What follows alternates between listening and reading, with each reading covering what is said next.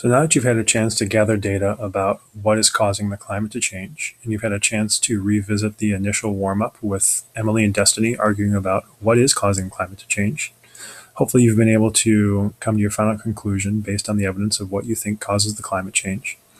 There's just a few points I want to make before you move on to the next task. Now we really want to summarize some of the evidence you have looked at today to help you sort of internalize it and take it with you moving on to the next task. So there's 3 points that I want to make about the causes of climate change. The first off is this.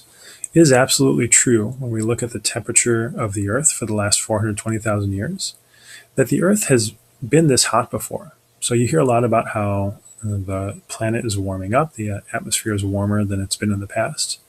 But it is true that the Earth has been this warm before. Some people will argue, oh, it's not that big of a deal. The Earth's been this warm before. We don't need to worry. It's true the Earth has been this warm before, but it's important to note that in the past, when the Earth was this warm, the Earth was a very different place. First off, humans didn't exist. We weren't around when the Earth was this warm before. So we've never experienced the Earth at these temperatures. And that's important because we have created our lives and our societies to the Earth as it's been recently. And so if the temperature warms up a lot and it starts to make the Earth more like it was in the past, that could make it difficult for us to live because we weren't around before when it was like that in the past.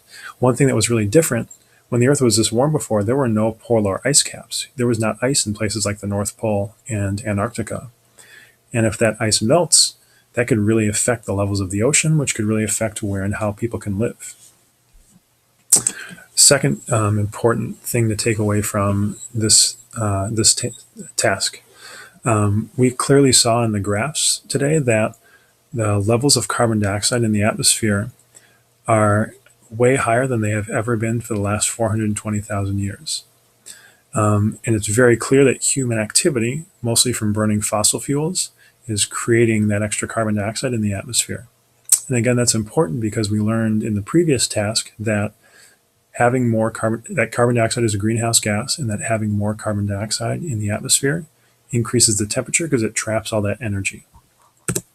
And the third point I want to make is just that if carbon dioxide levels keep increasing, the temperatures that we're going to see on the Earth are certain to surpass the highs of the last 420,000 years.